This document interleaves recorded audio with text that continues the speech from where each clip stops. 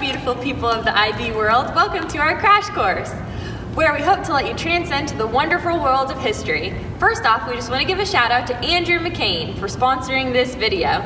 Remember to like and subscribe for more quality content. Today we'll be diving into the Cold War. The Cold War was a series of increasing tensions between the US, USSR, and China. Because of this, the USSR and China eventually split due to ideological differences. The first and second Taiwan crisis, and now replacing Soviet aid for Albania, severing all economic and diplomatic ties. Now, eventually, these countries started to get tired of threat of complete nuclear annihilation, especially after the Cuban Missile Crisis. And under Kennedy and Khrushchev placed missiles in Cuba, and Kennedy had the option of completely destroying Cuba and activating the threat of mutually assured destruction. The paradox this brings peace through awareness, and the other could destroy the other at any moment. Pax Atomica. This paradox showed how Kennedy was willing to negotiate and Khrushchev was willing to back down. And this demonstrated Khrushchev's commitment to peaceful coexistence. That's the idea that capitalist countries and communist countries can coexist peacefully. Both mad and peaceful coexistence allowed Detente to be born. And now a word from our special guest. Detente, a word from my French origins, is defined as coming together, warming, and the lessening of tensions. Typically, this is seen through the control of arms and reviving international relations. Some argue that Detente actually started during Eisenhower's period with his open skies proposal, following into the Geneva Accords. Regardless, capitalism and communism leaders wanted to manage conflict.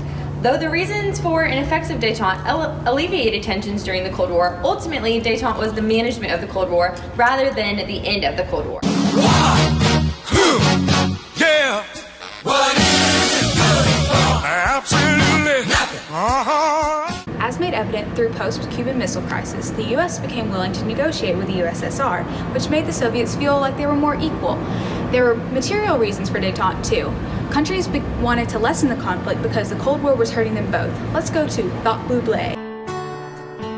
First of all, both countries wanted to end the Vietnam War. The war was extremely bloody and unpopular. The USSR economy was in a ditch due to the heavy military spending that the arms race necessitated. Although the military was at a point of strength, the citizens suffered. Many people were waiting in lines to distribute bread and grain. On the other side, America felt militarily vulnerable because the Soviets and other countries had caught up to them in terms of nuclear weapons, intelligence, and there was even more fear that countries were getting nukes. So the weak USSR economy and the weak US military balanced out and put them in a position to negotiate. And now it's time for a secret document. In short, both the US and its allies and the Soviet Union and its allies have a mutually deep interest in a just and genuine peace and in halting the arms race. Agreements to this end are in interest of the Soviet Union as well as ours. ... So let us not be blind to our differences. ... And if we cannot end our differences, at least we can help make the world safe for diversity. I know! John F. Kennedy, June 10th, 1963. Boom! Through these negotiations, the US and the USSR surprisingly were able to make headway into a land of possible peace between themselves. To speak on these negotiations, we're going to do a little segment called Negotiation Station! The Nuclear Test Ban Treaty of 1963 banned the testing of nukes in the atmosphere, underwater, and in space. The Nuclear Non-Proliferation Treaty of 1968 stopped spread of nuclear weapons, yay! But was unfortunately overshadowed by the uprising of Czech, and the US was too concerned about the Suez Crisis to help. SALT I created a 5-year freeze on the construction of missile launchers. The level of launchers and warheads remained largely stable between two superpowers, evidence showing that it was possible to suggest that Detente had achieved a real reduction in the arms race. SALT 2, negotiations to reduce the number of nuclear warheads possessed by each side to 2,250 and ban new weapons programs from coming into existence. Although the treaty was never ratified by U.S. Senate, but both sides honored the terms of agreement until 1986, when U.S. President Reagan accused Soviets of violating pact and withdrew from agreement. Moscow Summit of 1972 included multiple actions and decisions. Brezhnev agreed to discuss U.S. peace proposal with North Vietnam. The U.S. agreed to allow the USSR to purchase grain and expand trade.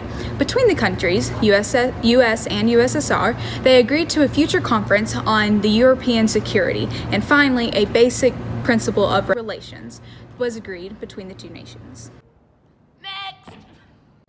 The Helsinki Accords of 1975 were divided into 4 baskets. The first one was 10 principles covering political and military issues, territorial integrity, definition of borders, peaceful settlement of disputes, and implementation of confidence-building measures between opposing militaries. Second, focus on economic issues like trade and scientific cooperation.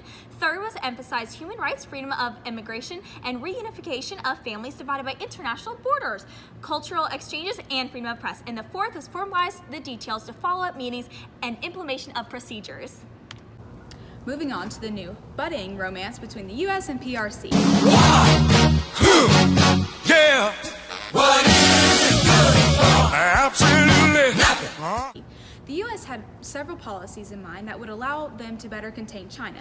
An easy way to remember these policies is 2 tabs. This stands for trade embargo, denying them the UN membership, supplying Taiwan with economic trade, aid to other countries in the region, forming bilateral defense treaties, and the creation of CETO. Nixon also wanted a thriving relationship in Asia so that his mess of Pentagon Papers would go under the rug. Through an almost comical approach, ping pong players from both countries would come together and play. This symbolized a normalization of relations between America and China.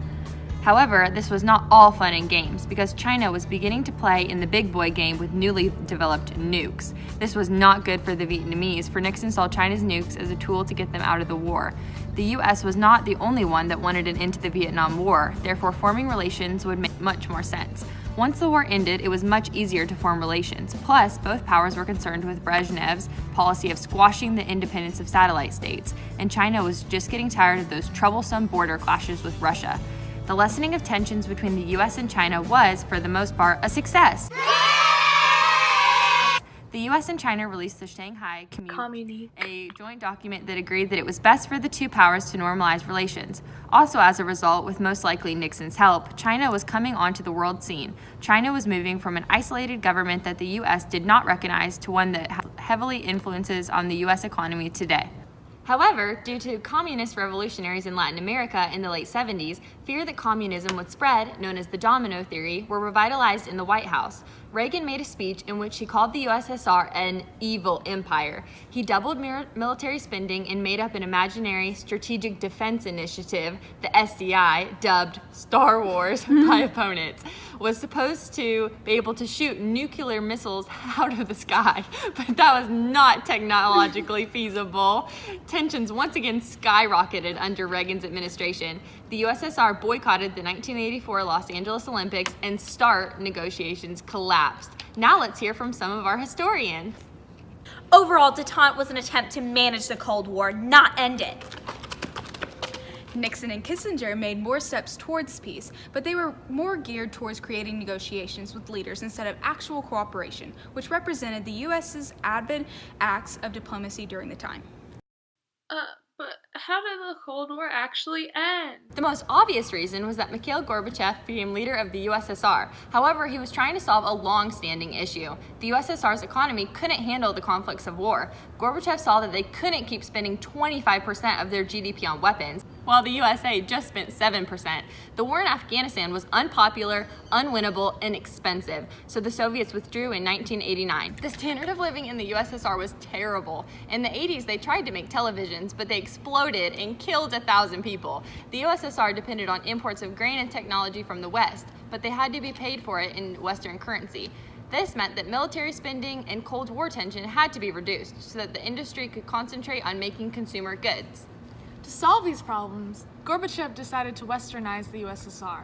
He decided to abandon the Brezhnev Doctrine and let Soviet satellites determine their own futures, allow freedom of speech and more transparency in government, a policy called glasnost, restructure the economy with capitalist ideas, called perestroika, abolish nomenklatura, the elite Soviets, and democratize the USSR, the demokratizatsiya. Perestroika failed to improve people's lives, but Gorbachev's policies definitely improved relations with the West. Gorbachev met with both Reagan and Bush and agreed to reduce stocks of nuclear weapons for the first time. Detente pushed us in a peaceful direction, but foreign policy by itself was not enough to end the war. With the help of Gorbachev's domestic policies, the USSR just fell apart.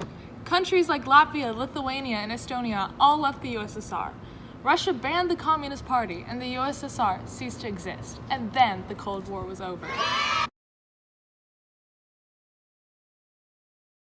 Nuclear non-proliferation. Nuclear non-proliferation. Proliferation. Nuclear non-